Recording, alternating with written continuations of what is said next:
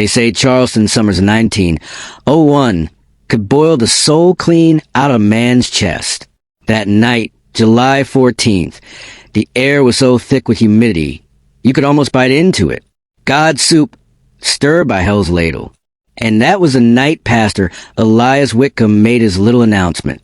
I found the original church ledger in a decaying lockbox in my great aunt's attic, wrapped in lace, buried beneath a stack of mold-ravaged hymnals and one dead rat. Inside, someone had written in a crooked, almost childish hand, "They were never angels.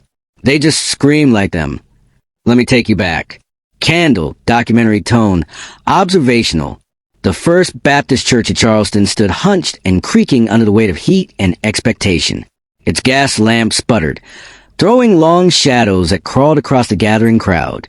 The congregation, sweat-slick and murmuring, filled the churchyard like flies on a peach pie left too long on a windowsill. And then he appeared, Pastor Elias Whitcomb, tall, hollow, wrapped in a starched black coat, like death himself was trying to sweat out a sermon. I've seen his photo. The man had those "my daughters don't go outside without corsets in fear" kind of eyes. The kind of preacher who said, "The Lord bless you," with a tone that felt more like a warning. He stepped up onto the wooden steps that would later be removed and burned by the way, and addressed the townspeople like he was opening the gates of Eden. "Brothers and sisters," he said, "the Lord has seen fit to bless my household with a gift so profound, I can barely comprehend its magnitude." Someone in the crowd fainted, maybe from the heat, maybe from the foreboding aroma of complete and utter bullshit. He said his daughters, Clara and Miriam, had been touched by an angel, not figuratively, not in a dream. No, this angel apparently descended 3 nights earlier, right into their candlelit bedroom, and whispered divine secrets to them in a language unknown to mortal men. How convenient. Drop of blood, first-person POV. Unsettling detail creeps in. I remember the first time I saw the photo of the girls. It was buried deep in a city archive, misfiled under natural disasters. Clara was 17, beautiful, yes, in that porcelain Victorian way. Miriam, just 15, had these sharp eyes, like she was already planning how to undo the world.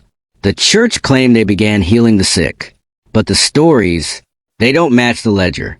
July 17th, 1901, Mrs. Langley's fever broke at their touch, but she woke screaming, said her baby was burning in the walls. July 18th, Mr. Brewer's tumor vanished overnight. He coughed up black feathers until he collapsed. July 19th, Clara whispered to a blind girl. The child clawed her own eyes out an hour later, said she saw too much. Violin dry horror commentary, satirical edge, but still eerie. Divine grace, huh? Nothing says touched by heaven like unsolicited organ expulsion and bloodstreak walls. Meanwhile, Pastor Elias strutted around like Charleston's own Moses. He even started bottling water from their well and calling it sanctified grace. People drank it. Some boiled it. One man tried bathing in it. He dissolved. Literally. The coroner's report listed cause of death as total epidermal detachment, which is a very fancy way of saying he slid right off his bones. Aye, historical insert, fictional but plausible.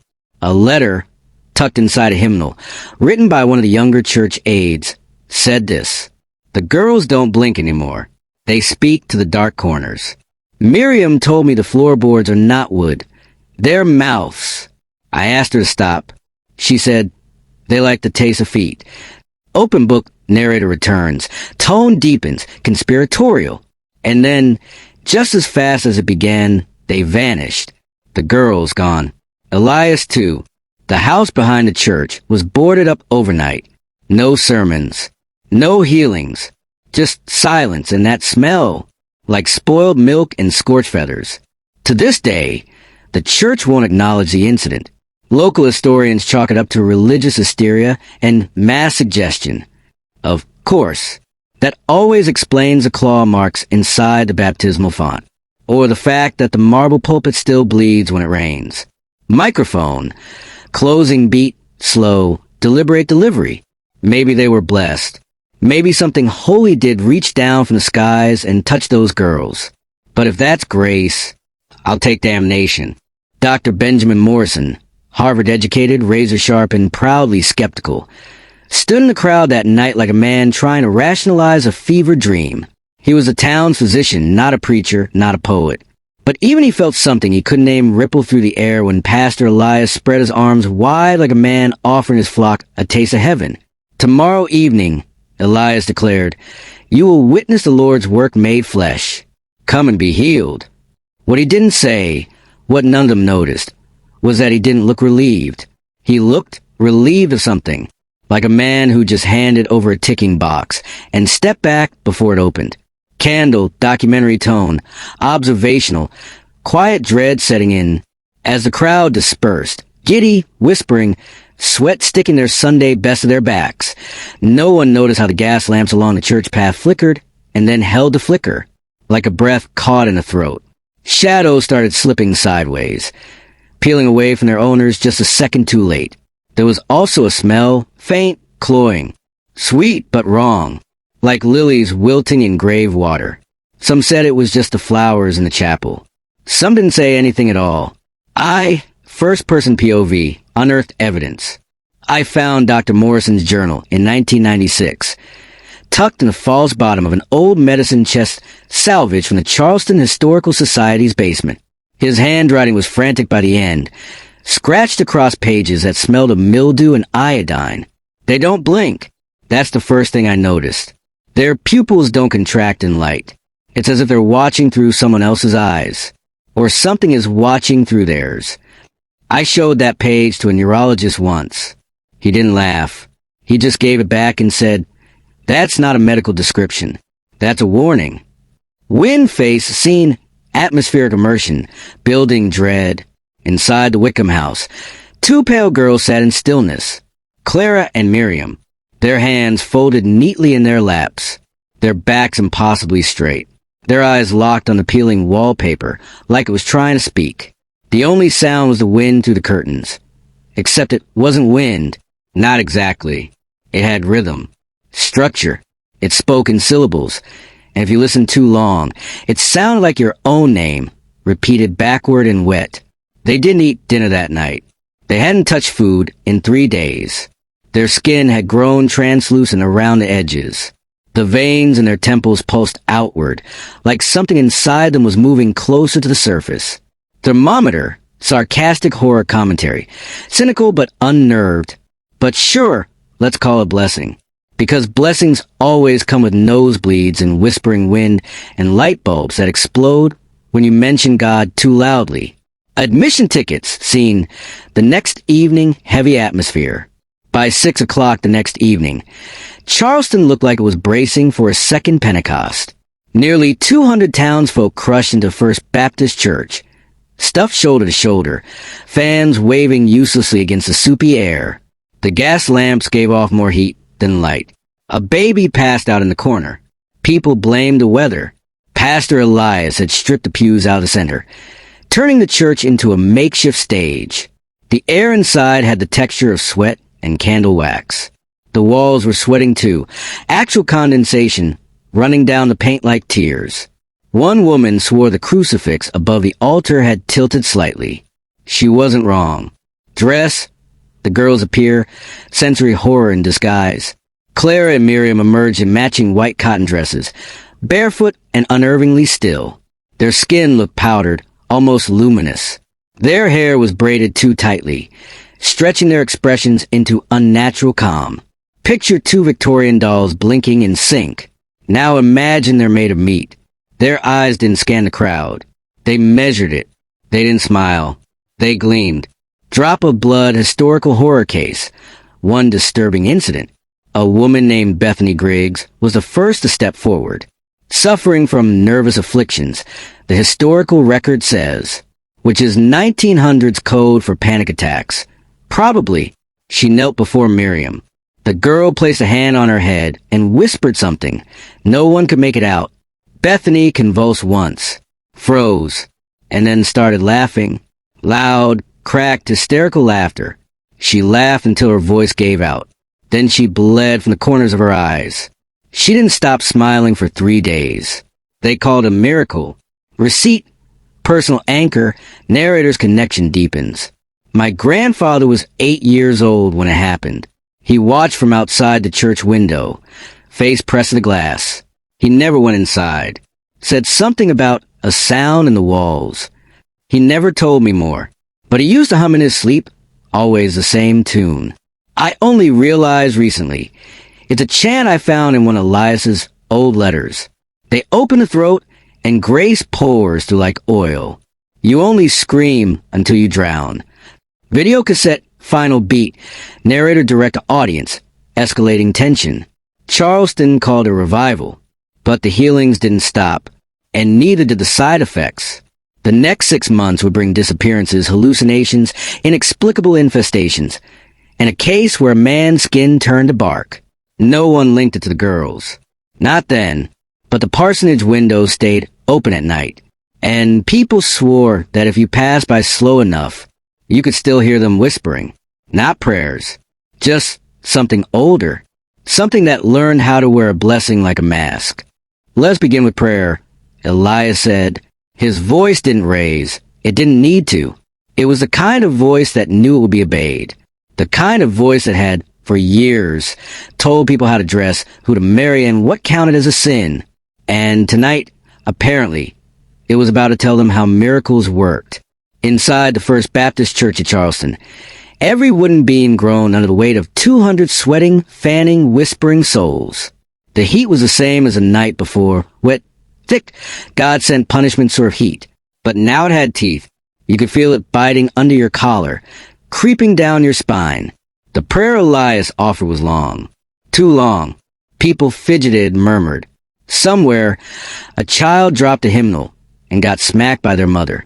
And just when it felt like the pastor might start naming every angel in alphabetical order, he finished, and the silence that followed wasn't peaceful. It was expectant, like the church itself was holding its breath. Scene, the first healing. Then came Mrs. Catherine Brennan, 60-something. A widow, had a limp so bad, she needed a cane to go from the church door to her usual pew. Locals said the pain kept her awake. She said it made her talk to God in ways that weren't polite. Pastor, she said, leaning on her walking stick. My leg. The doctor says there's nothing more to be done. Clara stepped forward. And I mean stepped, not walked. The way she moved was unnatural, smooth, fluid, like watching a ballerina who'd forgotten how to be human. I've seen old film footage of dancers from the 1920s. Her steps were like that, but slower, like she was being puppet underwater. She placed her hands just above Catherine's knee. Her fingers were long, too long, and there was this sound, faint, almost internal, like humming, but it didn't come from Clara's throat. It came from the floorboards. The Lord sees your suffering, Clara said. He wishes to ease your burden. Her voice had changed too, higher, melodic. If crystal could speak, it would sound like that, beautiful, brittle, and about one note away from shattering. Thermometer, sensory horror, heat and wrongness. The moment her hands touched Catherine's skin, the air changed. Warmer, but not comforting. This was a wet, crawling warmth, like when you spill broth on your lap, and it sinks through the fabric and just sits there. Catherine shuddered. Her eyes popped wide open. She gasped like someone had kicked her chest from the inside. I can feel it, she whispered. It's like liquid fire. And just like that, the crowd leaned in. Even Dr. Benjamin Morrison, our Harvard-educated, logic-worshipping, everything-is-blood-and-bones-town physician, pushed his way forward with his medical bag tucked under one arm like a skeptical shield. Clara didn't move, didn't blink. Her hands just stayed there, palms flat, as if siphoning something unseen. And for 30 seconds, time folded in on itself. The light in the room dimmed. I swear to you, like something was drawing power from the gas lamps. And when she stepped back, her skin was bone white, her lips gray, her veins standing out like ink spilled on porcelain. Walk, sister, she said. And Catherine did. Step, then another. No cane, no wince, no pain. She laughed. She cried. She fell to her knees and kissed the hem of Clara's dress. Prayer beads crowd response. Hysteria begins. The church exploded with noise. Gasps, hallelujahs, prayers shouted over each other. Some people wept. Others fainted. One man vomited into his hat, which, according to town legend, he then tried to wear on the walk home. People pushed forward. A dozen hands reached out. Desperation smells like sweat, breath, and old wool, and that room reeked of it. Man health worker, Dr. Morrison examines her. Dr. Morrison stepped in, tried to restore some kind of order. His face was calm, but his eyes were screaming. He checked her knee, palpated it, asked questions, bent the leg gently. Looked like he was begging for a fracture or something to ground this in reality. "The inflammation is gone," he said finally, voice tight. "Completely. I can't explain it. By all medical understanding, this should not be possible." And that was the beginning of his unraveling. Receipt, fictional quote from Dr. Morrison's personal notes. July 21st, 1901. Clara's touch leave behind no mark. But my instruments feel different after contact with her. The stethoscope hums. The thermometer bends slightly. I hear a soft ringing at the base of my skull, like bells in water. The medical community wouldn't listen. Of course they wouldn't. Harvard wouldn't return his letters. Boston called it religious mania. Charleston called it God's hand. I call it the night the town sold its soul for pain relief. Drop of blood, historical case, dark twist. Catherine Brennan was found 3 weeks later in her garden, smiling, barefoot, and missing the skin on the bottom of both feet. She walked 5 miles the day before. She claimed she couldn't feel the ground anymore. They buried her with white silk socks and no shoes. Said she died peacefully in her sleep. But the mortician's notes say her mouth was open when they found her, and inside it, dirt packed under her tongue, like something had tried to root her. Brain, narrator direct to viewer, personal anchor. My grandmother used to say Charleston was cursed after 1901. She remembered Clara's voice echoing down the street. Said it made her teeth hurt. Said dogs stopped barking. Said the crickets stopped chirping. Said the wind never blew the same way twice. And she wasn't wrong. Because something had shifted. This wasn't healing. It was conversion. Studio microphone, narrator, voice steady, but disturbed. Like someone remembering something they wish they could forget. The crowd had tipped past wonder. It was worship now, raw, loud, ugly worship. People sobbed like orphans and clawed at the hems of the Whitcomb girls' dresses like they were holy relics instead of, well, we'll get to what they really were. Clara had performed the first miracle. Now it was Miriam's turn. She stepped forward like she'd been waiting her whole life for this moment. Or maybe like she hadn't been waiting at all. Maybe like something else had been pacing inside her bones, finally given permission to stretch. Adult, manual wheelchair seen the next miracle. The boy she approached was Peter Hawkins. 17, thin, kind, born with a withered left arm, twisted and limp like a tree branch struck too young by frost. "Brother Peter," Miriam said, her voice like crystal melting in candlelight. "Your faith has brought you here tonight. The Lord wishes to make you whole." She placed her hands on his arm. What happened next? I've seen the descriptions. I've read the diagrams. But nothing prepares you for phrase. The bones moved before the skin did. His arm didn't just heal. It reshaped, convulsed, snapped into new configurations like a puppet yanked by unseen strings. And then, with one final jerk, it just was whole, strong, wrong, but whole. And the crowd? They lost it. Megaphone crowd hysteria, sensory detail. People dropped to their knees, clawed at their own chests, speaking in tongues they didn't know they knew. Hymns turned into wails. Someone fainted. Someone screamed. One man bit into a Bible and wouldn't let go. Pastor Elias stood off to the side, eyes glassy with religious ecstasy. You could see it in his face. He believed. He thought he was watching his daughters channel heaven. Poor man. He didn't realize he'd already become the first sacrifice. Stethoscope, Dr. Morrison observes. Suspicion deepens. But not Dr. Morrison. He stood near the back, arms crossed, eyes sharp, still trying to logic his way through the supernatural. Still playing chess against the void. And he noticed it. What no one else saw in the haze of tears and hosannas.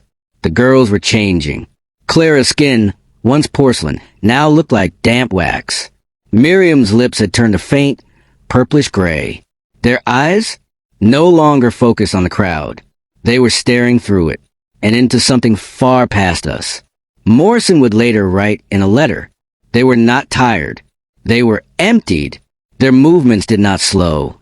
They became more precise, like machinery running low on oil, but still hell-bent on completing its final rotation. Wind face, atmosphere decay, sensory horror sets in. The temperature dropped. In July, in Charleston, I don't mean got a little cooler. I mean cold air pooled at the girls' feet and radiated outward like a dead tide. The wooden floorboards began to sweat. The candles hissed. And the smell, God, that sickly floral stench, sweet and heady, like lilies rotting in sugar water, it had changed. It had turned. Now it was flowers and rot. Something spoiled, buried, swollen, the way death smells after it's tried to perfume itself. Light bulb, unnatural changes, deeply unsettling detail. The gas lamps flickered again, not randomly, not from drafts. They flickered in a pattern, short, long, long, short. Someone later said it matched Morse code, but it didn't spell anything recognizable in English. And then the shadows began bending. The cross above the altar had a shadow that used to fall clean and straight on the wall behind it. That night, it twisted sideways, like the light had given up and decided to kneel. Some said it was a trick of the heat. It wasn't. Receipt journal quote, chilling foreshadow. Something is feeding, Morrison wrote the next day. It gives, yes, but only so it can take. And it is taking faster now. Drop of blood historical incident. Body count begins quietly. Of the 17 people reportedly healed that night, 2 died within a week. 1 choked on their own tongue in their sleep. The other was found kneeling at the edge of the marsh, eyes open, body rigid, lungs filled with river silt. No one connected the dots at first, because when you've seen someone walk without pain or breathe without disease, you want to be a miracle, even if it's not, especially if it's not.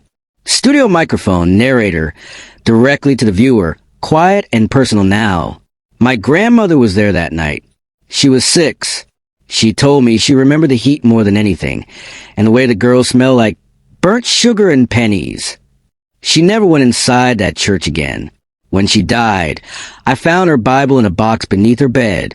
Inside it was a newspaper clipping dated July 24th, 1901. Charleston's revival draws national attention. 17 healed by grace. Underneath, in her handwriting, she'd scrawled one sentence in red ink. It wasn't grace. It was hunger. Studio microphone, narrator, a hushed voice, worn thin by what it's seen. Back at the parsonage, just across from the still flickering church, Clara and Miriam sat in silence. Same posture, same blank waxen expressions, like dolls set in place and forgotten by whatever child once loved them. They hadn't spoken since the service. Not a word. Not to each other. Not to their father, who come home glowing with pride, trembling with belief. He had kissed their foreheads. They didn't blink. They just stared at the wall, the same exact section of wall, I might add, where the paint had started to peel in the shape of something that almost looked like wings. Candle, tone shift, calm narration with creeping dread. And if you stood close enough to the girls, which I don't recommend, you might have heard them whispering, or being whispered to, because the words they mouthed weren't their own. Not in English. Not in anything human. Prices must be balanced. Blood warms the blessing. The offering walks beneath the skin. I found that phrase in Elias Whitcomb's personal journal, years later, scrawled on the inside of the back cover, over and over in pencil, so pressed down it toward the page. He never preached those lines, but clearly he heard them. Cityscape at dusk, scene, Charleston changes. 3 days after the so-called miracle service, Charleston wasn't just buzzing, it was boiling. The town was swollen with pilgrims.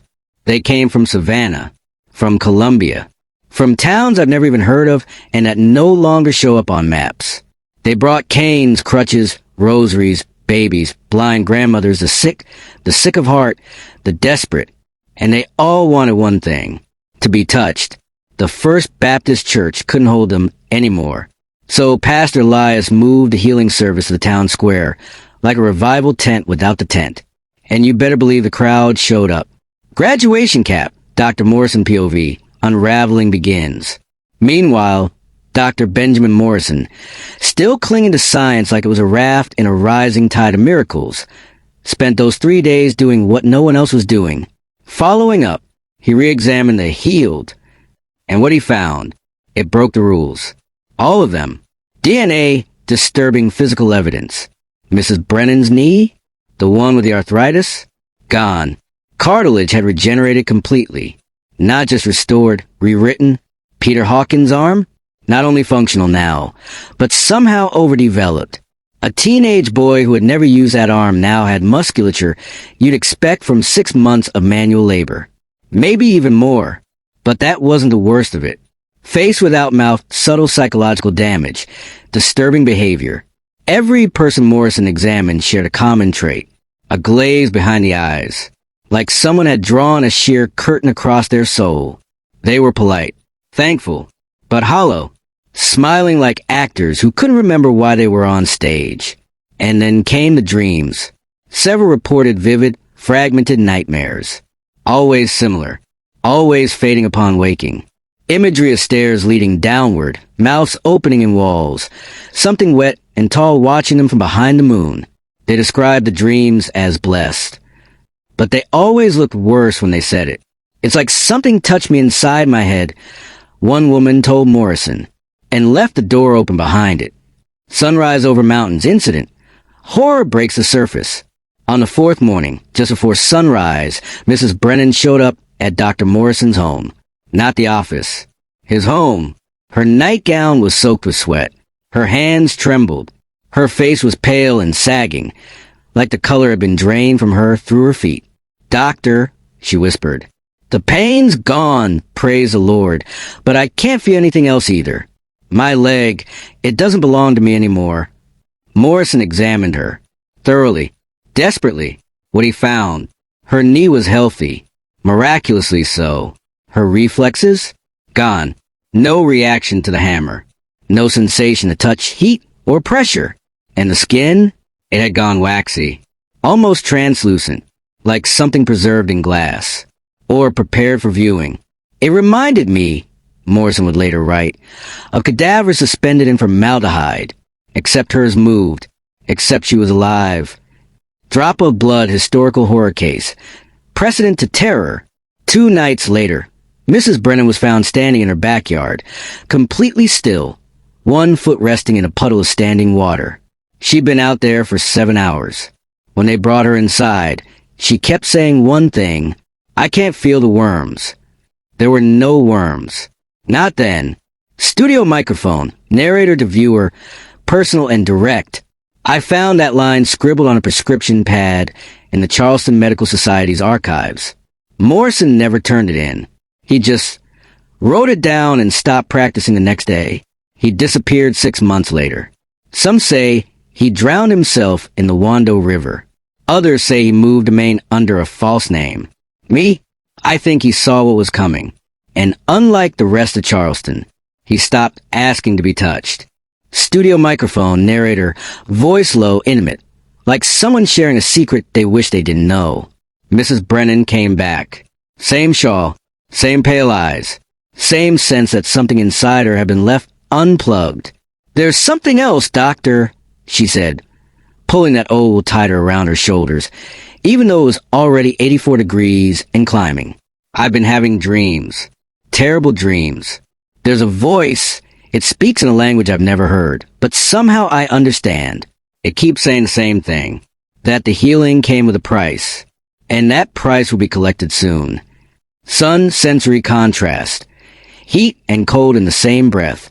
The office was warm, stifling, even, but I've read Morrison's notes. He wrote that she was cold to the touch.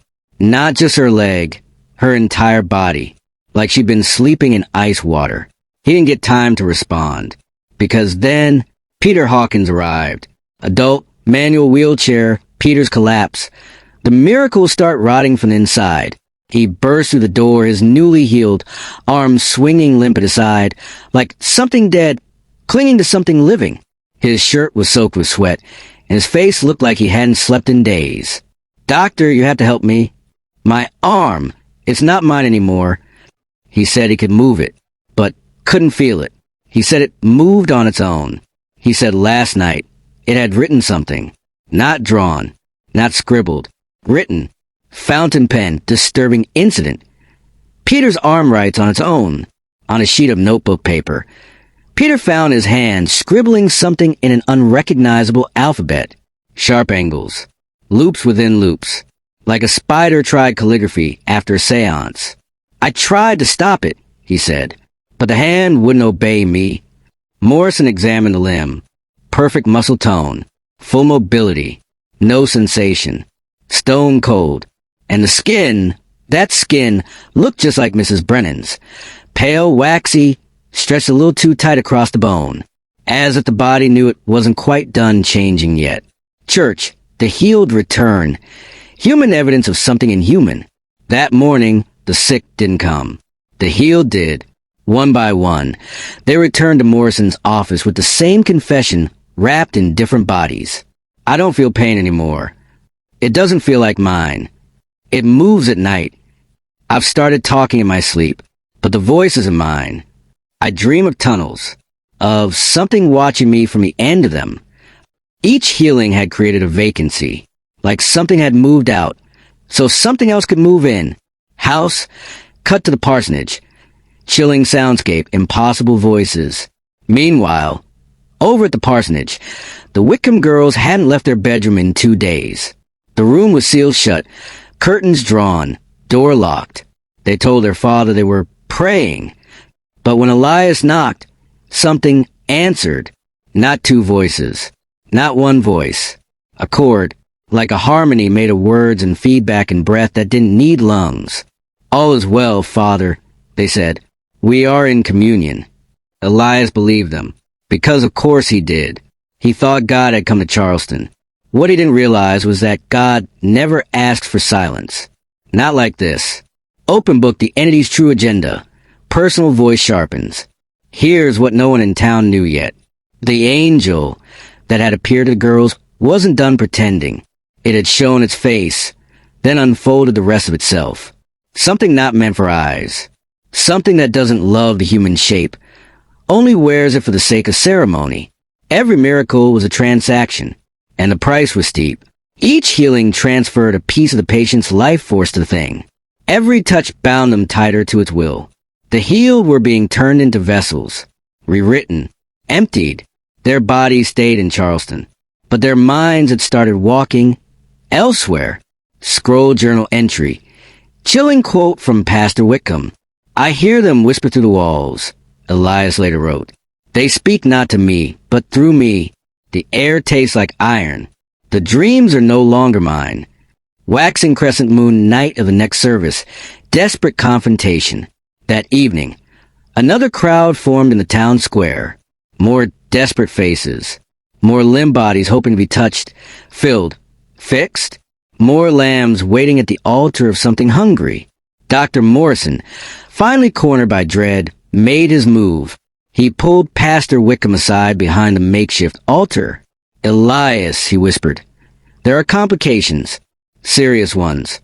His hands were shaking. His shirt clung to his back with sweat. He'd just examined 8 people who'd been cured, and none of them could remember their own middle names. "It's not healing," Morrison said. "It's extraction." Studio microphone narrator. To the viewer, voice low, shaken, deeply personal. "My grandmother was in the crowd that night. She didn't ask to be healed. She didn't believe in it anymore. But she said the moment Clara stepped onto that stage, the shadows at her feet stood up before she did. Whatever was coming had arrived." Studio microphone narrator. Low, urgent, as if speaking to you in the dark. Pastor Elias Whitcomb had that look. The kind men get when they're too far in the back out. His jaw clenched, eyes flashing like someone who mistook righteous fury for control. "Benjamin," he snapped, "I understand this challenges your scientific mind. But my daughters are doing the Lord's work, and I won't have you spreading doubt among the faithful. Let's pause here a second, because if your spiritual revolution starts with black eyes and ends with body horror, maybe it's time to reconsider your branding strategy. But Pastor Whitcomb? He wasn't looking. He was leading. Stethoscope, Dr. Morrison POV. The man who still sees. Dr. Morrison wasn't having it. His voice was tight, shaking with a kind of panic that only comes from watching the unexplainable make itself at home in people's bodies. This isn't about science or faith, he hissed. The healed, they're deteriorating. Something is wrong. Very wrong. Chains, then it snapped. Before Whitcomb could toss out another Bible verse to dodge accountability, the crowd cracked open. A scream. A thud. Mrs. Catherine Brennan collapsed in the middle of the square, her body convulsing like a marionette dropped in water. Her eyes rolled back. No pupils. No color. Just white. From her throat came that sound, not screaming, speaking. That same alien tongue whispered by dozens in their dreams. And it didn't stop with her. Morrison turned and froze. Across the square, others were falling. Every healed soul began to sway like wheat in a breeze, only they could feel. Their bodies twitched in sync. Their lips moved with identical cadence. Asaru Kital Venhadrez, over and over. Acquire the unmade. Cyclone. The crowd fractures. Panic sets in. Some dropped to their knees, praying hard enough to bleed. Others ran, knocking over lanterns, trampling their neighbors. The square dissolved into chaos. And in the center of it, like still water in a hurricane, stood Clara and Miriam Whitcomb. Their white dresses billowed gently, though nothing else moved. Not a breeze. Not a leaf. Just them. And then they opened their mouths. Studio microphone, the sisters speak, the voice of the entity. The harvest begins.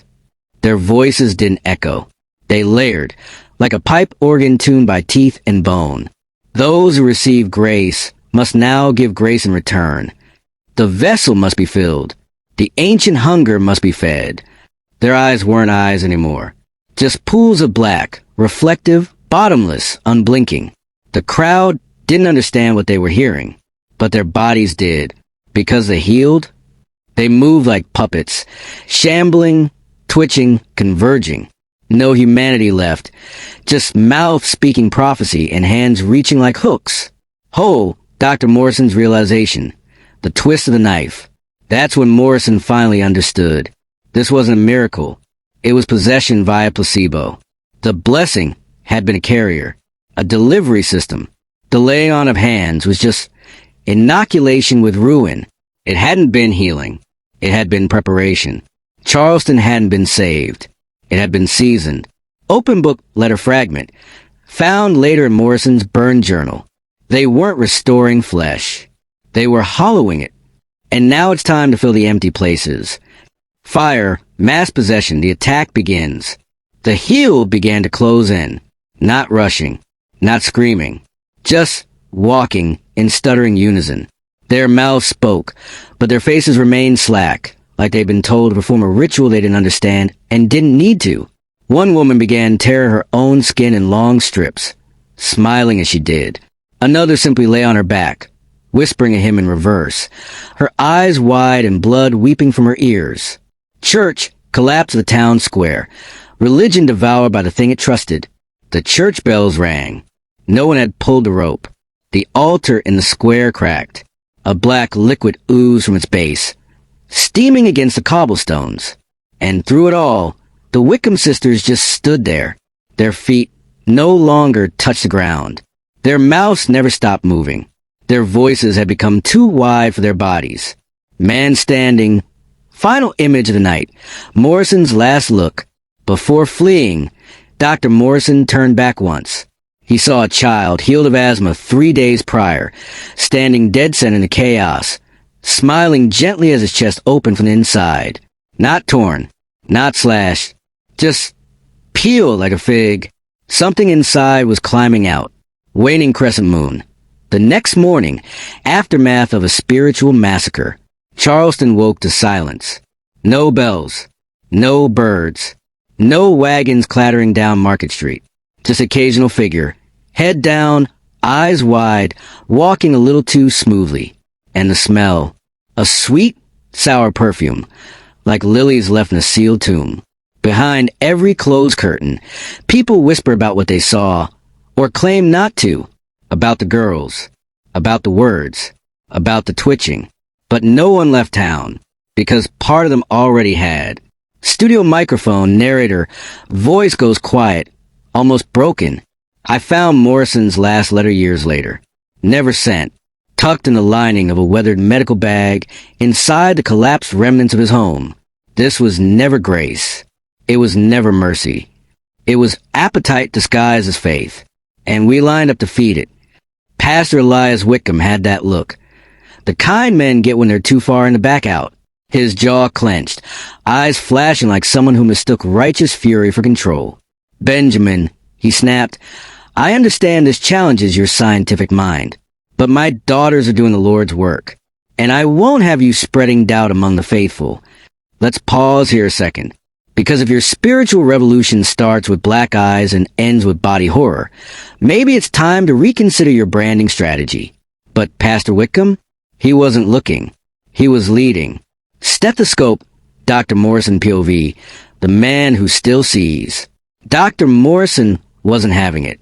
His voice was tight, shaking with the kind of panic that only comes from watching the unexplainable make itself at home in people's bodies. "This isn't about science or faith," he hissed. "The healed, they're deteriorating. Something is wrong. Very wrong." Chains, then it snapped. Before Whitcomb could toss out another Bible verse to dodge accountability, the crowd cracked open. A scream. A thud. Mrs. Catherine Brennan collapsed in the middle of the square, her body convulsing like a marionette dropped in water. Her eyes rolled back. No pupils. No color. Just white. From her throat came that sound, not screaming, speaking. That same alien tongue whispered by dozens in their dreams. And it didn't stop with her. Morrison turned and froze. Across the square, others were falling. Every healed soul began to sway like wheat in a breeze, only they could feel. Their bodies twitched in sync. Their lips moved with identical cadence. Asaru Kital Ven Hadrez, over and over. Acquire the unmade.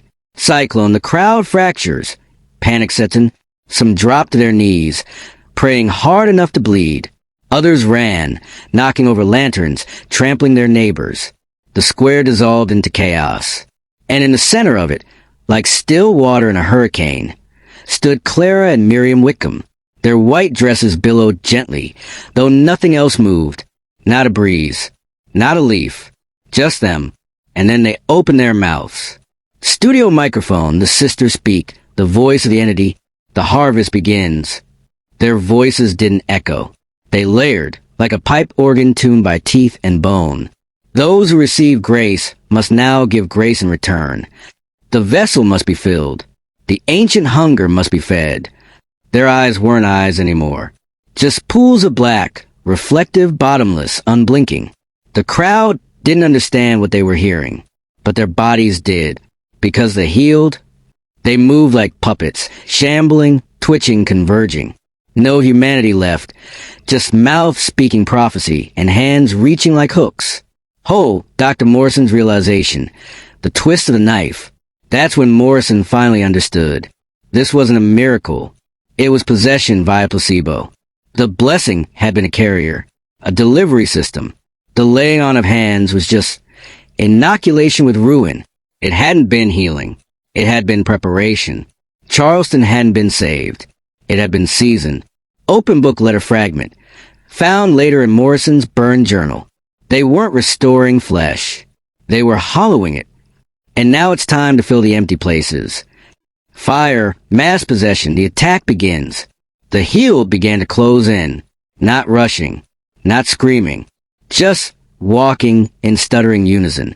Their mouths spoke, but their faces remained slack, like they'd been told to perform a ritual they didn't understand and didn't need to.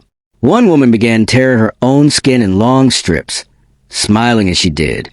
Another simply lay on her back, whispering at him in reverse, her eyes wide and blood weeping from her ears. Church collapsed of the town square, religion devoured by the thing it trusted. The church bells rang. No one had pulled the rope. The altar in the square cracked. A black liquid oozed from its base, steaming against the cobblestones. And through it all, the Whitcomb sisters just stood there. Their feet no longer touched the ground. Their mouths never stopped moving. Their voices had become too wide for their bodies. Man standing, final image of the night. Morrison's last look. Before fleeing, Dr. Morrison turned back once. He saw a child healed of asthma 3 days prior, standing dead center in the chaos, smiling gently as his chest opened from the inside. Not torn, not slashed, just peeled like a fig. Something inside was climbing out. Waning crescent moon. The next morning, aftermath of a spiritual massacre, Charleston woke to silence. No bells, no birds, no wagons clattering down Market Street. Just occasional figure, head down, eyes wide, walking a little too smoothly. And the smell, a sweet, sour perfume, like lilies left in a sealed tomb. Behind every closed curtain, people whisper about what they saw, or claim not to, about the girls, about the words, about the twitching. But no one left town, because part of them already had. Studio microphone narrator, voice goes quiet, almost broken. I found Morrison's last letter years later. Never sent, tucked in the lining of a weathered medical bag, inside the collapsed remnants of his home. This was never grace. It was never mercy. It was appetite disguised as faith. And we lined up to feed it. Dr. Benjamin Morrison didn't go home that night. He stayed in his office, hands slick with blood and iodine, patching up what he could after the town square turned into a theological riot.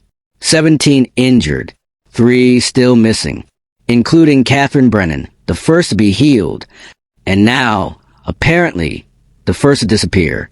The floor of his office still smelled like scorched hair and rose water.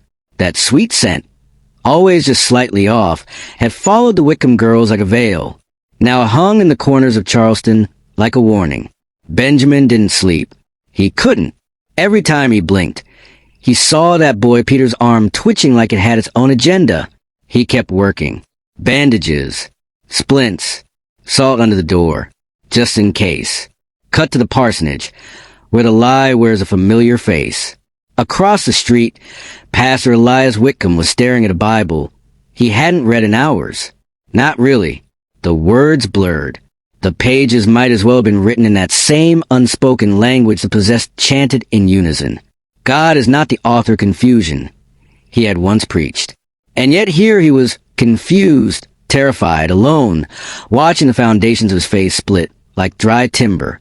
A knock broke the silence. "Come in," he said, his voice cracked and hollow. Door enter. Clara, or something shaped like her. And there she was.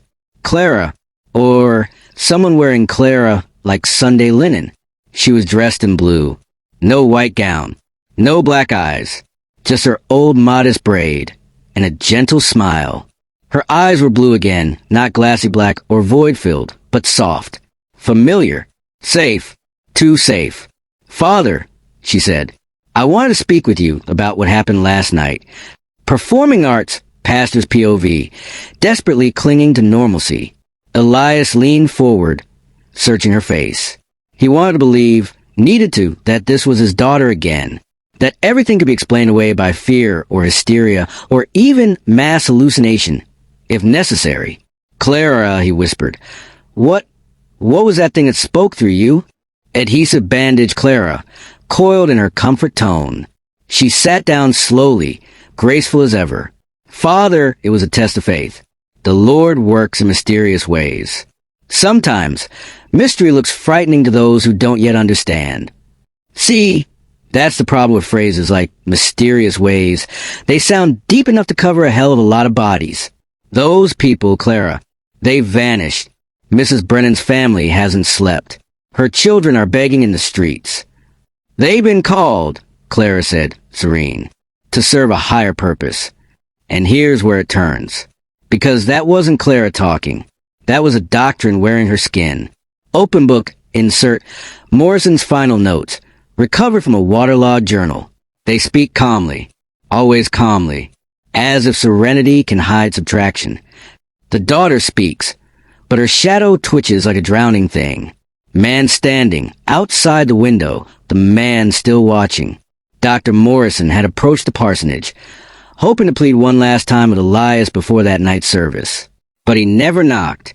He just froze outside the study window, because he saw Clara, perfectly still, smiling, speaking, but her shadow writhed like a nest of worms in oil. It didn't match her movement. It didn't match the lamplight. It didn't match anything natural. He described it as hurting to look at, like trying to stare at fire underwater. Pastor Whitcomb didn't see it, but his voice lowered. He asked the only question that mattered. Where is Miriam? Chains. Pause the tape. Look closer. Now you know something's gone wrong when the preacher has to ask where his daughter is. Clara blinked once, slowly, like she was remembering how. She's with him. Her voice didn't rise, didn't crack. She's preparing the others. Wilted flower, visual cue. A drop of something black drips from Clara's wrist onto the carpet. No one mentions it. In that moment, Elias finally understood. But by then, it was already too late to uninvite God's guest. Because this wasn't revelation. It wasn't divinity. It wasn't even possession. It was residency. Studio microphone narrator, quiet now, as if afraid to be heard. This is the part most people never read. The part the First Baptists of Charleston quietly removed from their church records in 1902. The fire that destroyed the original building wasn't electrical, despite what the plaque says. And when I say fire, I don't mean flames. I mean eviction. The house no longer belongs to you was a final note in Pastor Whitcomb's journal. It was never our home. It was his doorway. We opened it, and now it breathes through our walls. You know that moment, that quiet, aching second, when you realize you're not waking up from the nightmare, you're waking into it? That's where Pastor Elias Whitcomb was when his daughter, or whatever was still wearing her face, said this. She is preparing for the next phase of our ministry. Clara's voice was calm, flat, confident. A tone you'd expect from a Sunday school teacher, discussing potluck plans, not the coming spiritual colonization of an entire town. Tonight, we will complete the work that was begun. Outside, Charleston sat in a heavy silence of early evening. Damp air clung to windows like breath. Inside the study, the oil lamp cast soft, amber light across Clara's face, but it didn't touch her shadow, which flickered against the wall like it was wrong. Too sharp, too slow. POV, Pastor Whitcomb. Elias, desperate to believe there was still something human left his child, reached across the desk, trembling hands grasping for hers. The moment he touched her, he recoiled like he'd touched a stovetop soaked in winter. Her skin was ice cold, but not corpse cold. No, it was void cold, like the empty space between stars. For one blinding instant, he felt it, a gaze vast and directionless, a presence old enough to predate wrath. Something hungry. Clara, he gasped, choking back tears. This isn't the Lord's work. It's using you. Drop of blood, Clara, now, watching him. She didn't blink. Her smile didn't fade, but her voice dropped a note, a subtle dissonance in the melody of devotion. Father, your faith is being tested. Do not fail the Lord as others have. Accept his will, and you will be rewarded. Resist, and you will share the fate of those who oppose divine purpose. You know, the kind of line God's chosen ones usually deliver right before someone's body starts doing things it shouldn't. Bending, snapping, writhing. Magnifying glass still to the left. Outside, Morrison's POV. Breath fogging the window pane. Dr. Morrison didn't wait for the curtain to close. He backed away from the parsonage with the urgency of someone who's just realized a sermon is actually a summoning. The streets were empty, save for the flutter of hymnal pages on the wind. He could feel it now. Charleston wasn't just quiet. It was holding its breath. Briefcase cut to the last sane man in town. He reached the home of Judge Marcus Caldwell, one of the few influential locals who had not been healed, or as Morrison was now calling it, soul lease. The judge, silver-haired and weathered like old courthouse oak, answered the door, already holding glass. The whiskey was amber and generous.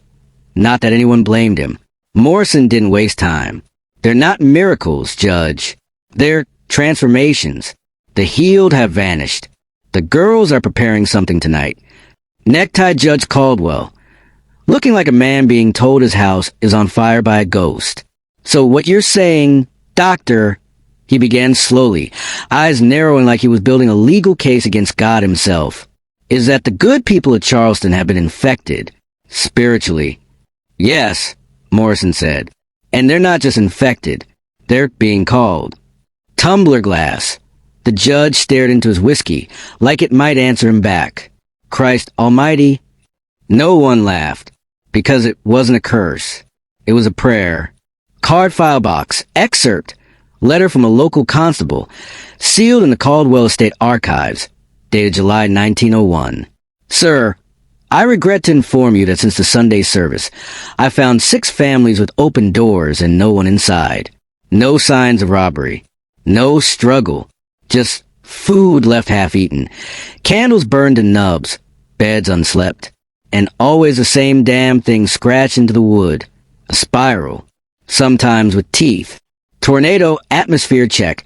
Everything's too calm. The air that night, thick with jasmine and mildew. Too warm for July. Too still. Birds gone silent. Even the insects stopped chirping, like they'd gotten the memo. Charleston hadn't just been silenced. It had been dampened, like the world was making room for a different kind of sound. Studio microphone, narrator, quieter now. Conspiratorial, like someone sharing a family secret too dangerous to keep. This was the moment it all tilted. The moment when the last men of logic, science, and law stared each other in the eye and asked, what if this is a revival, but infestation? They had less than 8 hours. 8 hours before the final healing service began. 8 hours before Charleston stopped being a town and became a shrine.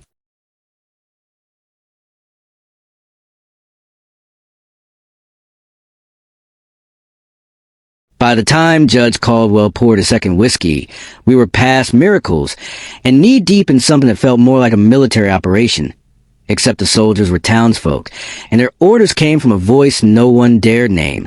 He looked out over Charleston, the town he'd ruled with gavel and gravelly sermons for 30 years, and said, mostly to himself, we can't exactly arrest someone for performing miracles, even if those miracles have complications. I wanted to scream. But I didn't, because just then we heard it. A sound that made my spine seize up like someone had poured cold molasses down it. Musical score, the hum. Not a chant. Not music. Something in between. Like a choir of tuning forks. Humming in perfect harmony. Vibrating inside the teeth and behind the eyes. It came from nowhere and everywhere. Ceiling corners. Floorboards. Teeth fillings. We ran to the window. And that's when we saw it. Woman walking, man walking, man walking. The procession, Mrs. Catherine Brennan, who 3 nights ago was limping, sobbing, grateful, now marched through the street like she was leading a funeral for reality itself. Her eyes, black voids. Her mouth, still. Behind her came Peter Hawkins, the same kid who'd begged us to stop his arm from writing in languages it shouldn't know. He marched like a soldier, one hand clenched, the other twitching ever so slightly. His shadow dragged behind him like it was limping, and behind them came the rest. All 17. The healed. But what truly made my stomach twist, what froze the whiskey mid-swallow in Judge Caldwell's hand, was what followed behind them. New moon, the shadows. Not people. Not even things. Just shapes, slipping across the cobblestones like oil in reverse. Shadows that move without hosts. Some slithered. Some twitch, some pulse like lungs. They snaked along fences and under porch steps, not toward anything, just claiming space. And then the temperature dropped, just like that. No breeze, no warning. From sweat-slick shirts to visible breath in seconds. The kind of cold that feels interior. Dear God, the judge whispered, what are we allowed into our town? I didn't answer. Because I was watching something worse. Cityscape pat us the square. They were all heading there. Town square. But not to protest. not to pray, to converge. And they weren't alone anymore. The townspeople, not just the healed, all of them, were joining. The grocer, the mayor, the barber with his hands still streaked with shaving cream. They all walked with that same eerie synchronization, like puppets tied to the same unseen hand. Brain narrator, voice raw with disbelief. It wasn't just the infected anymore. It was everyone.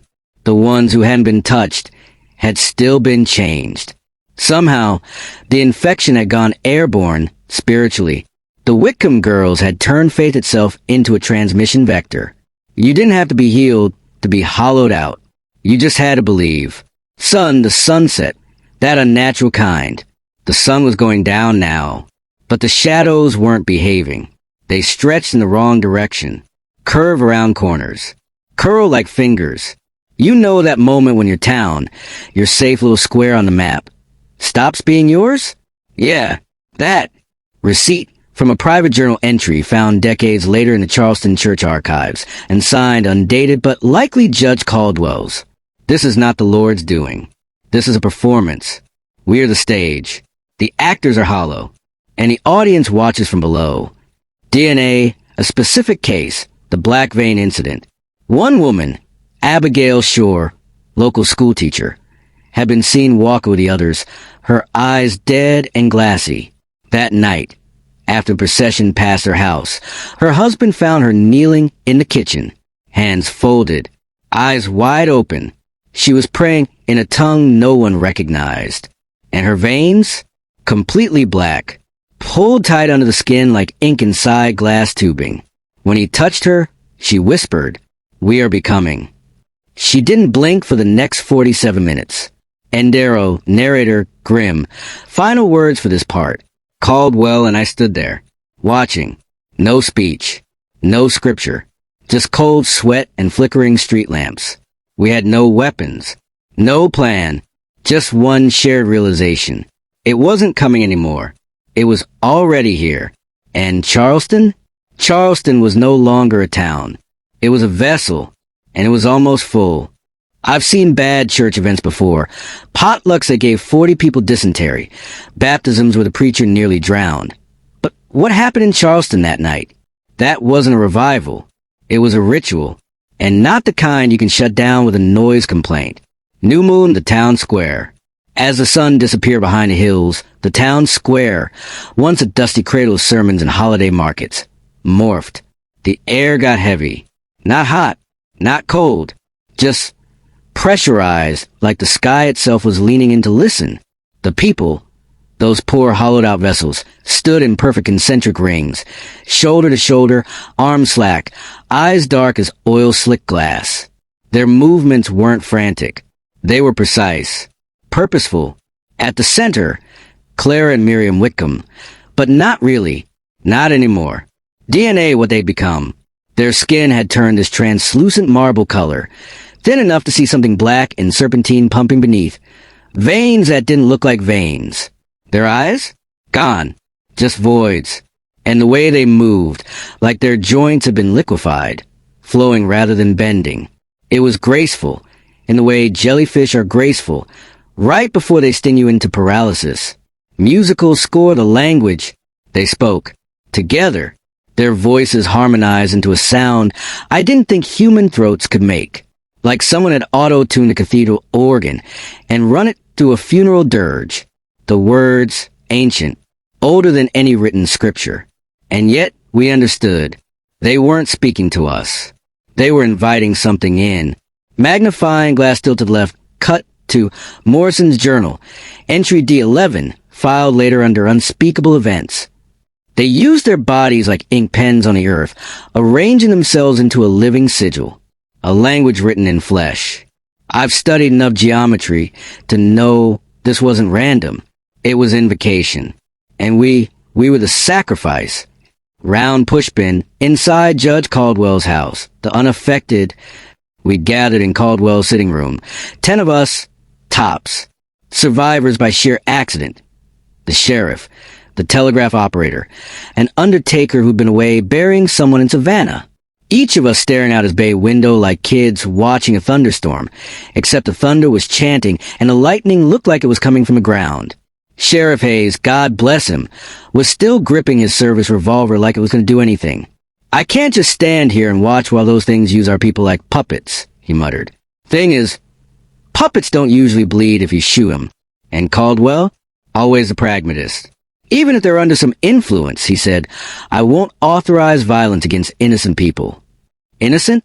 Maybe. But they weren't people anymore. They were conduits. And they were completing the diagram.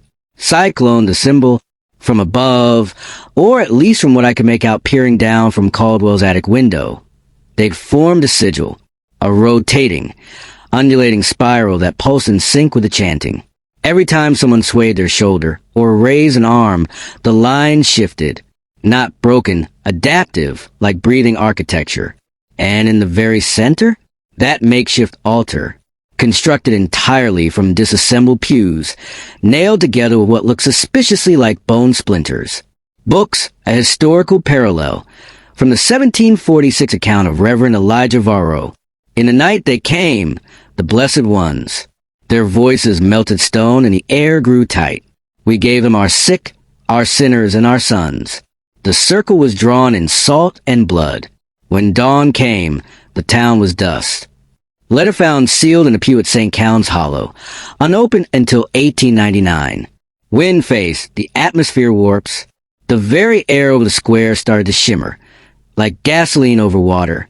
Smells shifted too. The sweet cloying rot of lilies left in a sealed tomb.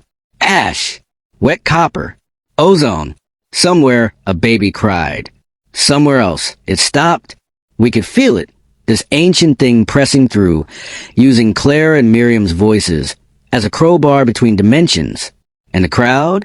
They weren't fighting it. They were offering themselves. Every sway, every synchronized motion, it wasn't performance. It was consent. Drop of blood, one disturbing case. Samuel Reed's wife. Samuel, the telegraph operator, had brought his wife back from the edge of one of the early services. She'd seemed fine, even cooked dinner, until tonight. Her eyes rolled back, and she walked barefoot into the night, bleeding from her heels. When he tried to stop her, she turned and smiled, wide, serene, and whispered, "The gate is not for you." Then she joined the circle. He hadn't spoken since. Warning, narrator. Stripped of sarcasm, voice tightening. That's when we understood. This wasn't about faith. It wasn't even about Charleston anymore. This was about thresholds. They'd drawn a diagram in blood and belief. A living invocation. And whatever it was they were calling, it was already half here. We had hours, maybe less, to stop it or burn with it. I wish I could tell you this ends with a heroic last stand, a shotgun blast, a holy symbol raised to the sky. One of those cheap, satisfying finales where the evil is banished and the town slowly rebuilds, traumatized but whole. But Charleston wasn't built for that kind of story. And what the Whitcomb sisters summoned, it doesn't banish. It devours. Coffin, the final stage of the ritual. By the time the skies started ripping open like wet canvas, there was no more pretending this was about healing. Clara and Miriam stood at the center of the town square, now fully stripped of their disguises, hollow, luminous husks. Their skin looked like cracked wax paper, flaking off in strips, revealing something beneath that reflected no light. Their eyes? Gone. Replaced by void. Not metaphorical void. I mean that staring into them made your thoughts leak. The vessel is prepared, they intoned, voices now layered with so many harmonics the air itself seemed to vibrate with dread. The harvest is complete. Let the ancient hunger be satisfied. Let the new age begin. I don't know what they meant by new age, but if it involved more the townsfolk turning to ash mid-prayer, I'm out. Milky Way, the rift, the sky tore. Not metaphorically. Literally. Above the altar, built from splintered church pews, soaked in the sweat and blood of half the town. The sky opened into a wound in reality. Through it poured tendrils of living darkness. Slow, deliberate, hungry. Where the shadows touched, skin turned to ash, muscle to mist, and the soul, whatever that means anymore, was claimed. Skull and crossbones, sacrifices, Mrs. Brennan, the arthritis patient turned prophet, was the first to go. One moment she stood, arms raised. The next, she crumbled like dried leaves. Her bones pulverized to dust mid-sentence. Peter Hawkins followed. His miraculous arm, it melted first, snaking into shadow before the rest of him dissolved into silence. They weren't just dying. They were fuel. Every collapse made the rift grow wider, revealing glimpses of what lived beyond. A roiling storm of hunger and thought, moving in ways your brain tries not to understand. Something not bound by time or shape. A creature so old it probably remembers when light was invented. Radio, Samuel Reed's final transmission. Across town, Samuel Reed, our twitchy telegraph operator, finally understood the scope of what we were facing. If this thing manifests fully, it won't stop with Charleston. He tapped frantically on his key, sending messages to Savannah, Atlanta, maybe even Washington, detailing a supernatural incursion via religious ecstasy and poorly regulated prayer groups. But even as his fingers moved, he began mumbling that same ancient language, and his eyes rolled just slightly out of sync. From his final transmission log, entity emerged. Ritual complete. Stop. Do not. The last was never finished. Brain, back to the square. Back in the epicenter, Clara and Miriam stood like crumbling statues, their once miraculous skin now splitting, revealing nothing inside. No organs. No bones. Just vacancy. They were still chanting, not in pain, in reverence. Because even as they died, they were grateful to be consumed. Balance scale, inside Judge Caldwell's house. We stood watching from the judge's second floor, like helpless theater-goers at the end of the world. The carpet stank of sweat and gun oil. Nobody said much, until Dr. Morrison, bless his sleepless, exhausted soul, whispered something that shouldn't have made sense, but did. The possessed, they're not completely gone. I turned. So, did everyone? I saw Whitcomb's face. He was crying. Something inside him still knew, still fought. That thing hasn't fully taken him. Judge Caldwell, ever the skeptic, replied, "What are you suggesting?" Morrison leaned forward, wild-eyed, desperate. If part of them is still alive, if the entity hasn't rooted itself completely, then maybe we can reach them, not with bullets, not with prayers, with something else, something they still remember. Stethoscope medical lecture flashback, Morrison's anchor. This is where things get weird. In his final notes, Morrison cited a neurobiology lecture from his days in medical school. Something about how trauma victims can override autonomic control through sheer force of memory. Smells, music, a familiar name. In theory, he said, if enough of the real person remains, it's possible to anchor them, to pull them back. I thought it was lunacy. Then I saw Pastor Whitcomb standing at the edge of the circle, sobbing, not in devotion, but in horror. "He's still in there," Morrison whispered. "And if we can break the link." That's when the entity noticed us. It turned, not physically, but spatially, and I swear the shadows on the walls leaned in. The air thickened. The lights flickered. And every radio in the house turned on at once, all playing static, except one. That one played Clara's voice. "You are invited." There's something eerie about watching shadows move without a source. It's not like in horror movies, where it's overproduced and orchestral. No, real shadow movement is quiet, subtle, wrong in the same way a smile on a corpse is wrong. Not loud, just impossible. That's what the town square looked like when we arrived. Like gravity had gone subjective, and reality was tired of playing by its own rules. But in the middle of it all, in that writhing sea of possessed flesh and ecstatic horror, I saw him, Pastor Elias Whitcomb, swaying with the others, lips trembling, eyes leaking tears down his cheeks like something sacred had cracked inside him. And somehow, that was worse than all the monsters. He still remembered. Brain, the attempt to anchor. "Elias!" Morrison shouted. His voice cracked, brittle and useless against the chanting. But it was enough. The old pastor's head twitched. One eye flickered, and for the briefest, gut-wrenching moment his face changed from devotion to defiance. A ripple spread through the crowd. Just a flicker. The kind of half-second hesitation that happens before an avalanche. And that was all we needed. Studio microphone, narrator, pause. It's funny, isn't it? All the exorcism movies with Latin muttering and sacred oil. Turns out what really works is reminding someone of who they used to be. Derelict house, tactic, memory. Morrison, limping and pale, shove his way through the grasping dark. Clara, Miriam, he shouted. Remember your father. Remember his voice. Remember the songs you used to sing when you were little. Clara's face flickered. For half a second, her eyes weren't black voids. They were blue again, confused, scared. And Miriam let out a noise halfway between a sob and a gasp, like something in her throat was trying to climb out and run. You cannot stop what has begun, they chanted. But now the entity's voice crackled through them, glitching, desperate. The illusion was crumbling. And they knew it. Direct hit, everyone joins in.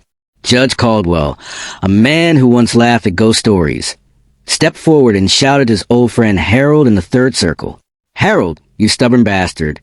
You still owe me $1 from poker night, 1967. Samuel Reed screamed out to Mrs. Patterson. Remember your pies? You used to cheat at church bake-offs, and we all let you in anyway. Sheriff Hayes dropped his knees and called to Tommy Fletcher, a boy he once taught to fish. Tommy, your first catch. You named it Pastor Pike and begged to baptize it in the creek. Don't let that memory die. And one by one, the crowd began to stagger. Not fall. Resist. Their arms trembled. Their heads jerked. The chant began to unravel like fraying rope. Their voices faltered. Their steps lost sync. And Clara and Miriam? Their forms glitched like bad film flickering between shots. 1 second, corrupted priestesses of a cosmic parasite. The next, 2 terrified girls in choir dresses. They were still in there. Scroll, recovered journal entry. Clara's diary, October 13th. I felt it again last night. The thing from the dark came to me in a dream. It looked like an angel, but it smiled with too many teeth. I think it's lying. I think it's not God. But Miriam says if we say no, it'll punish the town. I don't want to lose Papa. This was never possession. This was manipulated consent. Church, Pastor Whitcomb breaks free. Elias collapsed forward, weeping openly, like his ribs had been crushed under the weight of what he'd allowed. Then, with a roar that sounded too human to fake, he tore free from the circle and ran toward his daughters. And for the first time, Clara didn't stop him. She reached out. Her hand shook, but she reached. The entity screamed through her mouth, a noise like metal shearing inside your own ears. But she ignored it, and that's when the cracks spread. The rift above the square began to tremble. The sky-weeping shadow tendrils recoiled, no longer fed by obedient hosts. People began to collapse, not from death, but from liberation, like their bodies were too tired to hold both soul and parasite any longer. Studio microphone, narrator, quieter now. I remember standing there, wind howling, blood in my mouth from biting my lip too hard, and thinking, so that's how you fight a god. With stupid, messy, beautiful human memory. With bake sale gossip and fishing trips, and a girl remembering her dad, singing her to sleep. We didn't win. Not really. But we made it hurt. And that was enough to slow it down. It started with a memory. Not a spell. Not a sermon. Just a little girl remembering how it felt to be safe. Clara Whitcomb, high priestess or whatever was crawling to the rift above Charleston, suddenly looked like she was 12 again. You could see it in her face. The muscle memory of innocence. She remembered playing barefoot in the overgrown garden behind the parsonage. Morning light through honeysuckle vines. That old swing her father never got around to fixing. The one that always leaned to the left. She remembered the King James Bible, big as a brick and just as heavy, open on her lap as her father taught her to read from Psalms. Her favorite line was always the one about, though I walk through the valley of the shadow of death. Well, guess what? We were all deep in that valley, and the shadow had teeth. But Clara?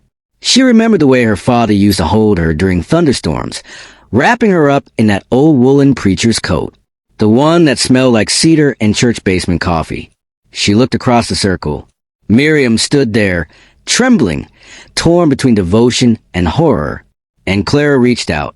"Miriam!" she cried, and this time it was her voice. Not the entities, not the harmonics of a damnation choir. Just a girl begging her sister to come back. Remember who we are, what we believed, before it turned wholly into hungry. Broken heart. The moment everything fractured, the two sisters reached for each other.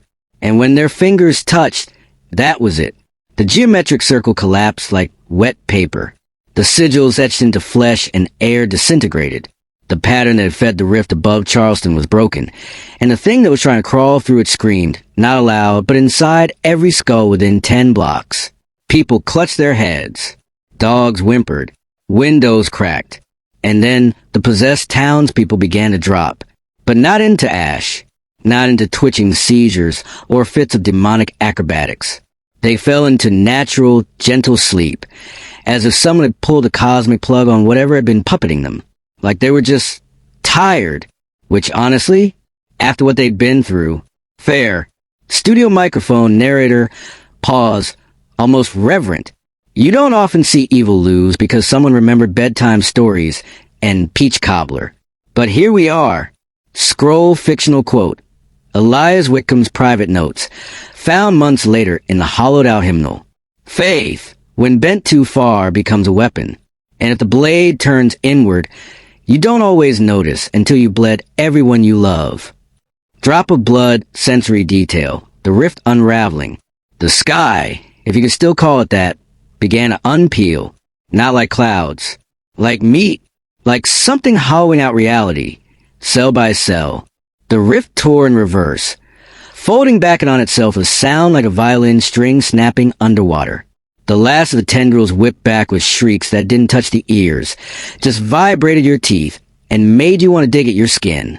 Clara and Miriam collapsed, hand in hand. Not dead. Not anymore. Just two sisters, finally free. Studio microphone, narrator, dry, tired chuckle. Of course, we couldn't celebrate yet. We still had 24 sleeping townspeople, a half-demolished church square, and an ancient hunger that had been halfway born and was now pissed off and nursing a grudge. But for a moment, for one microscopic second, Charleston remembered who it was, and that was enough to close the door. They say the rift snapped shut with a sound like thunder. I wasn't there. I was still with the others, watching from a half-broken window of the judge's house. But those who were close enough, they say the ground shook, the sky blinked, and the air just stopped, like the whole town took a breath and held it. Then silence, not the peaceful kind. The kind that follows something catastrophic. The kind where even the insects don't dare make noise. And when it was over, when the golden light faded and the shadows vanished, the Whitcomb sisters were gone. Not burned, not buried, just gone, like 2 pages ripped from the book before the story could end properly. Scroll fictional letter. Pastor Whitcomb's final sermon notes, found inside a locked drawer. The voice that claimed to be holy was not the Lord's. It demanded obedience, not grace. What Clara and Miriam gave was not worship. It was love, and love in its truest form is defiance against anything that tries to erase us. Droplet sensory detail, the aftermath. Pastor Elias Whitcomb collapsed onto broken stones of the town square, surrounded by townsfolk still breathing, some crying softly in their sleep. The scent of ozone still hung in the air, thick and metallic, like after a lightning strike, only sharper. The kind of sharp that sat in the back of your throat and made you gag if you breathed too deeply. Some of the townspeople began to stir. Most wouldn't remember anything. A few would have flashes. Voices speaking backwards, rooms that bled light, the sound of their own heart beating like it belonged to someone else. But they were alive. Charleston had been pulled back from the edge by 2 girls who, let's be honest, had been doomed the moment they started healing people for free. Studio microphone, narrator, dry, pointed, and in true small-town fashion, we buried the truth faster than we buried the bodies.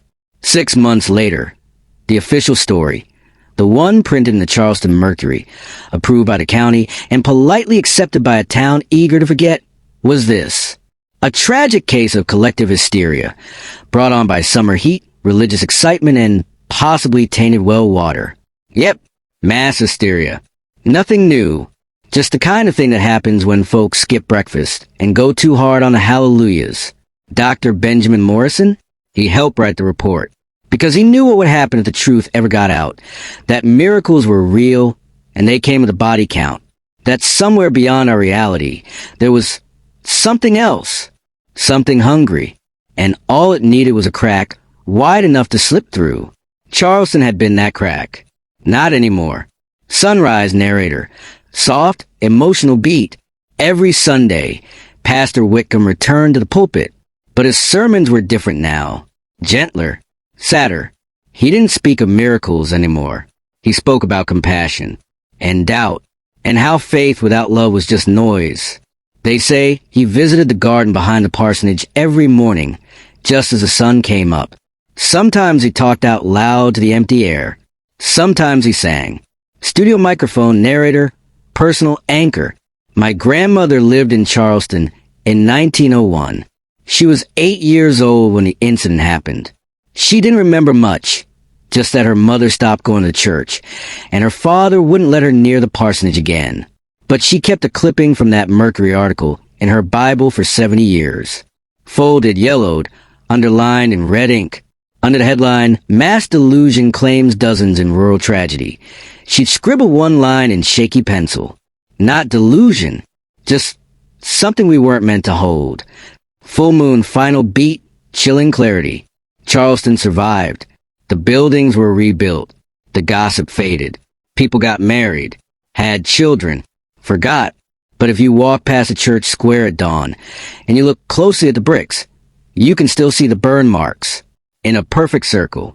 And if you listen, sometimes the air hums, just softly, just enough to make you wonder. Because the real horror isn't that it happened. It's that we let it happen again. It was a crisp October morning when Sarah Wilkins came to Pastor Whitcomb's door, bundled in her threadbare coat, fists balled tight in her sleeves. The shadows had been gone for months. But the weight they left behind, that stuck around like the sulfur stench in the town well. Sarah's husband had died in the collapse at the Briar Patch mine. The owners called it an unfortunate accident. The town called it God's will. Sarah called it bullshit. Quietly, of course, this was still Charleston. She didn't ask for charity. Just help feeding her 2 boys through the winter. Maybe a word with the company. Maybe a prayer if he had the time. And Elias Whitcomb, the man who had once summoned what he believed were angels into his daughters' bodies, who watched them die glowing like saints while banishing an ancient parasite back to wherever horrors like that belong, looked at Sarah and finally understood what faith was supposed to look like. Studio microphone, narrator, pause, then dry. Spoiler alert. It wasn't chanting in ancient Sumerian and evaporating townsfolk. Scroll, fictional journal entry. Elias Whitcomb's final personal log. Discovered decades later in a sealed Bible box. I have learned the enemy does not always arrive in smoke and shadow. Sometimes it comes dressed in white, singing hymns, offering comfort too easily won. It feeds on what we want to believe. But God's true miracles come with callous hands. That morning, Elias offered no divine revelation, no heavenly trumpets, just the thing he had never offered before, himself. Sarah, he said, I'll go down to the mining office with you tomorrow. If they won't help, we'll write letters, knock doors, raise hell. Her face didn't break into joy, just relief, honest, shaky relief. And right there, in that musty little parlor, still haunted by the smell of scorched wood and lavender oil, a different kind of exorcism happened. Studio microphone, narrator, intimate, sardonic. See, the great lie of Charleston wasn't the supernatural horror. That was real. That happened. I've seen the burn ring on the church steps myself. Traced it with my own fingers. Still faintly warm, like coals that never go cold. No, the real lie was that only the supernatural can change us. Because Whitcomb learned, too late, that sometimes it's easier to believe in demons than to face poverty, grief, or municipal corruption. Fire, sensory moment, the aftermath, the town square post-ritual, still smell faintly of burnt cedar and singed hair. But the true horror now lived in quieter places, like the empty chair at the Wilkins dinner table, or the church pew with Clara's initials carved into it. That one's still there, covered now with a knit shawl. As if that could stop whatever might come next. Studio microphone, personal anchor, narrator's voice softens. My uncle, Thomas Green, used to run the general store in Charleston. Kept a ledger from that year, 1901. Most of the pages are routine: flour, salt, gunpowder. But one entry is different. Right at the end, scrawled in red. October 31st. Paid in full by Pastor Whitcomb for Sarah W. Plus sons. No charge to them again. No signature. Just a pressed white lily pinned to the page. Dried flat. Cracked around the edges. Studio microphone, narrator. Closing reflection. Elias Whitcomb never tried to summon anything again. He stopped preaching about fire and prophecy. Started preaching about casseroles, handwritten letters, and how to raise a barn with your neighbor instead of a cathedral for yourself. He became less of a prophet and more of a person. The horror of Charleston didn't vanish. It settled into memory, into superstition, into the way people pause at dusk when the wind changed direction. But if you want to know what actually saved that town, it wasn't light from the heavens. It wasn't magic or angels or a bloody miracle. It was a tired man walking beside a grieving widow. It was soup made by a stranger. It was hands, dirty human hands, doing the hard, slow work of redemption. And sometimes that's enough to hold back the dark, at least for a little while.